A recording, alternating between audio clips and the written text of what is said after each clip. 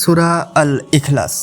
কুল হুয়াল্লাহু আহাদ আল্লাহুস সামাদ লাম ইয়ালিদ ওয়া লাম ইউলাদ ওয়া লাম ইয়াকুল লাহু কুফুয়ান আহাদ। এর অর্থ হলো, বলুন তিনি আল্লাহ এক ও অদ্বিতীয়। আল্লাহ অমুখাপেক্ষী, সকলেই তার মুখাপেক্ষী। তিনি কাউকে জন্ম দেননি এবং তাকেও জন্ম দেয়া হয়নি, এবং তার সমতুল্য কেউ নেই। সূরা আল ইখলাস মক্কায় অবতীর্ণ সূরাগুলোর একটি। মুশরিকরা নবী মুহাম্মদ সাল্লাল্লাহু আলাইহি ওয়াসাল্লামকে আল্লাহ সম্পর্কে প্রশ্ন করেছিল, আল্লাহ কেমন, তার বংশ বা পরিচয় কি?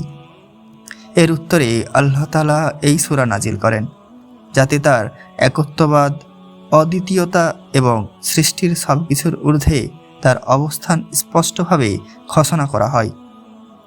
এই সূরার মাধ্যমে তাওহীদের মূল শিক্ষা সংক্ষেপে প্রকাশ করা হয়েছে। এই সূরার ফজিলত হল, এই সূরাটি কোরআনে 1/3 সমতুল্য সওয়াবের অধিকারী বলে হাদিসে বর্ণিত হয়েছে।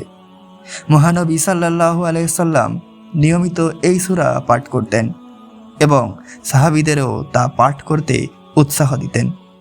নামাজের পর, সকালে ও সন্ধ্যায় এবং ঘুমানোর আগে সূরা ইখলাস পাঠ করা আল্লাহর ভালোবাসা ও হেফাজত লাভের একটি গুরুত্বপূর্ণ আমল। নিয়মিত এই সূরা পাঠ করলে ঈমান দৃঢ় হয় এবং আল্লাহর একত্ববাদ সম্পর্কে গভীর উপলব্ধি সৃষ্টি হয়। ইনশাআল্লাহ আমরা এই সূরা ইখলাসের আমল সবাই করার চেষ্টা করব, ইনশাআল্লাহ।